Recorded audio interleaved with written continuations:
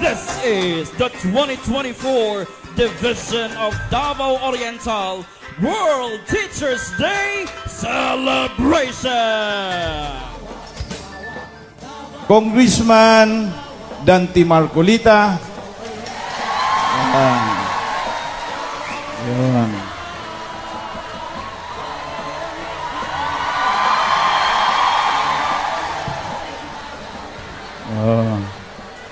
Also, we are joined by other guests for today, and it is my distinct honor and privilege to introduce our esteemed guest of honor and speaker on this very special day, a day dedicated to the true molders of our future, the teachers who mold the minds and hearts of our youth. Our guest of honor is a fellow of the Harvard Kennedy School on Developmental Leadership. He holds a master's degree in business administration from the Senior Executive Program at the University of the East. He recently earned a doctorate degree in public administration and governance from the University of the Philippines National College of Public Administration and Governance. He is a lawyer by profession with nearly 20 years of professional experience, providing pro bono legal services to the poor and vulnerable, particularly to those affected by unlawful evictions and demolitions. His extensive experience in trial and litigation has prepared him for greater roles and responsibilities in public service. Now serving in his sixth term as a lawmaker, our guest speaker is the incumbent representative of the Sagip Party List in Congress, which advocates for the marginalized sectors of society. Sagip stands for Social Amelioration and Genuine Intervention on Poverty. As a distinguished professor of law himself, our guest of honor is no stranger to the noble vocation of teaching. In fact, it's a calling that is very close to his heart, as he too understands the profound impact educators have in shaping society. And so, my dear teachers, it is with great pride that I introduce to you a man who is deeply committed to advocating for the welfare of teachers, championing vital legislation that will resonate in the halls of Senate. We can proudly call him our teacher's pet, a title of honor for one who stands with us and for us. Together, let us support his vision for a brighter future as he aspires to serve you better as Senator of our Republic, working towards a better Philippines. Ang tanggol ng tagapagturo at ng bayan, please give a round of applause to the Honorable Congressman Rodante Dante Marcoleta.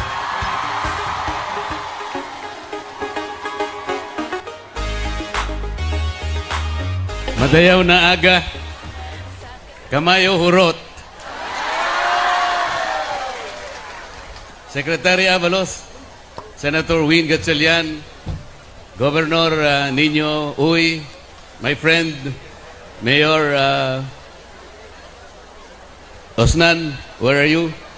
Hindi ko na po babatiin lahat yung mga opisyales na nandito ngayon, both sa Caraga or Davao Oriental, dahil binanggit na pong isa-isa ni Mayor Osnan kanina. Babatiin ko na lamang po ang mga guro na nandito ngayon sapagkat today is the World Teachers Day. Nung binata po ako, marami po akong nakilalang mga dalaga. Meron pong mga accountant, merong abogado, merong doktor, merong nurse. Magaganda po sila lahat. Pero sabi ko, pag mag-aasawa ko, gusto ko teacher ang maging asawa ko. Kaya ang asawa ko po ay isang teacher. Nakagaya po ninyo. Ang sabi po nila, invest in our teachers and our children will succeed. Naalala ko po yung Magna Carta for Public School Teachers. It's an old law enacted in 1966, some 58 years ago. Doon nakalagay po yung maraming benefits sa mga teachers. Meron po doon na cost of living allowance. Ang sabi po doon, at least the teacher's salary should keep in pace with the living expenses. and the allowance should be given and be based automatically on the living cost index. On an annual basis, the Secretary of Education should submit to Congress, ang sabi po doon, a recommendation for an appropriation for this cost of living expenses. Nangyayari po ba yun sa inyo? Meron pa pong sinasabi na special hardship allowance. Ito po ay yung pong exposure ninyo to difficult situations from commuting to your assignments and other exposures. Ang sinasabi po doon, you should be paid at least 25% of your monthly salary. Nangyayari po ba yun? Meron pa pong sinasabing medical examination and medical treatment which will be given free to all teachers. At kapag doon sa medical examination, napatunayan meron kayong sakit, you will be treated for free. Nangyayari po ba ito? Sana po darating ang araw, makasama ko si Senator Win Gatchalian para kaming dalawa po by the oversight function of the Senate. Titingnan po nating mabuti kung napatutupad na mabuti ang Magna Carta for Public School Teachers. Ang sinasabi po kasi, the declaration of policy is to promote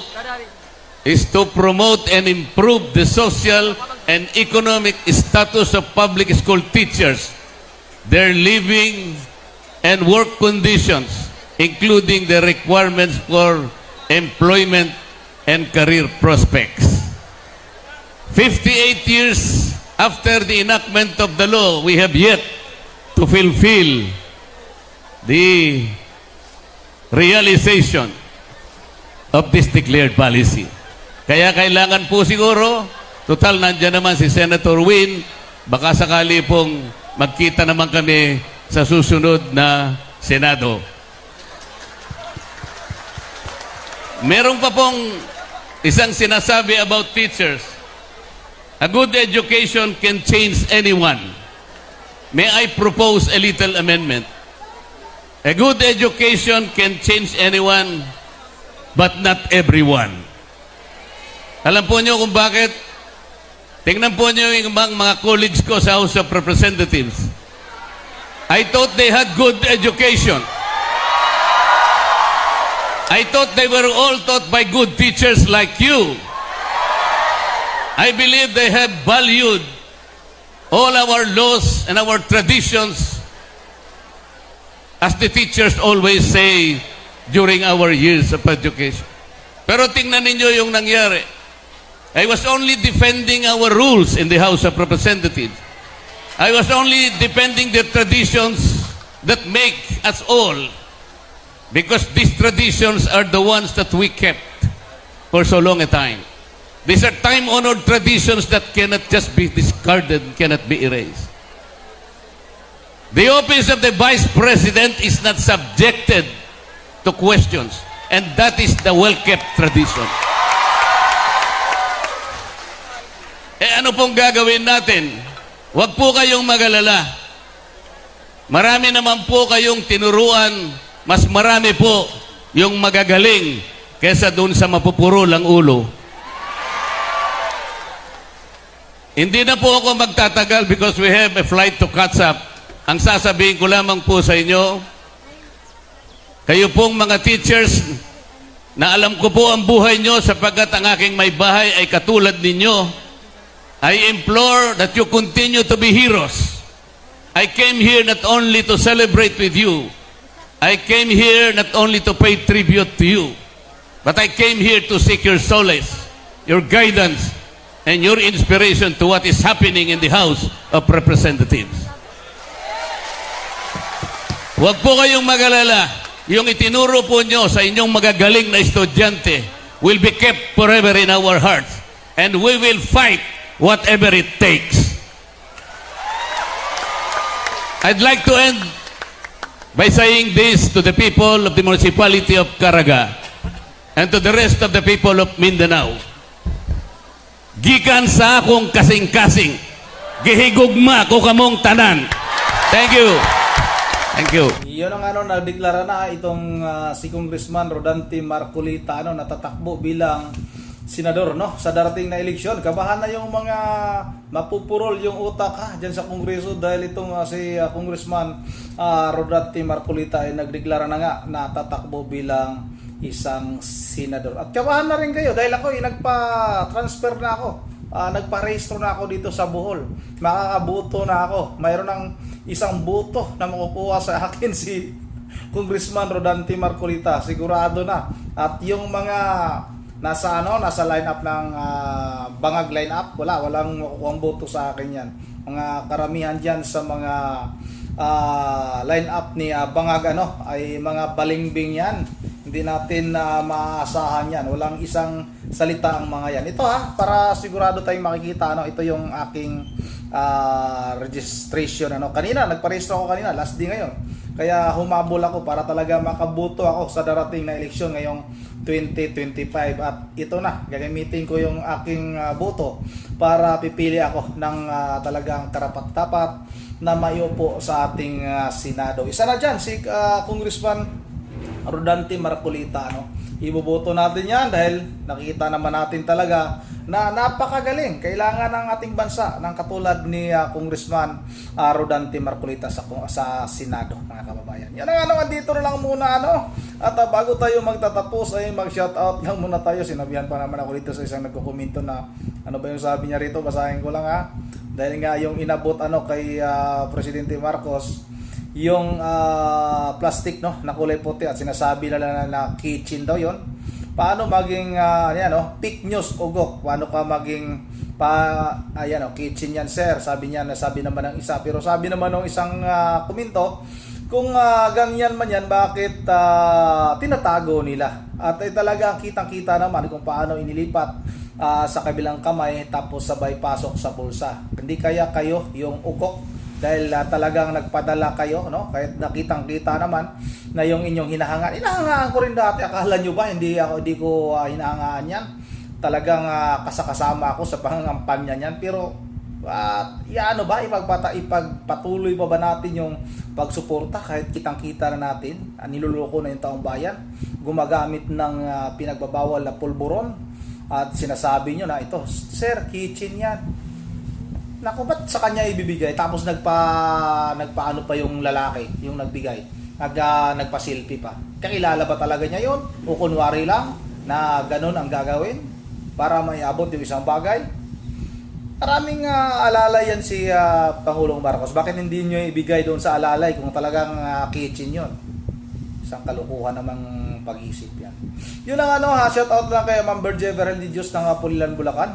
Itong siya nagsasabi sa akin, fake news, ugok. Mas ugok ka dahil naniniwala ka sa katarantaduhan. Kahit nakitang-kita na tinatarantado na kayo, naniniwala pa rin kayo. Yun na lang, dito na lang muna. Kay kay Lods Idisa Borbi, na taga Bicol, nagpayag na rito ng suporta kay BP Sara Duterte. Kay taga Bicol daw siya, suportado niya itong si BP Sara Duterte. Yun na dito na lang muna. Once again, this is Ronde TV mo. Ingat tayong lahat. Shoutout na sa lahat ng mga DDS dyan Pakita natin ulit yung pagpaparehistro natin kanina para naman talagang kabahan na sila dahil nakarehistro na tayo mga kababayan. Ayan ayan. Nakarehistro na tayo. Sigurado na yung isang boto ko ay mapupunta sa DDS mga kababayan. Yan na dito lang muna. Once again, this is Ronde TV mo. Ingat tayong lahat. God bless bawat isa sa atin.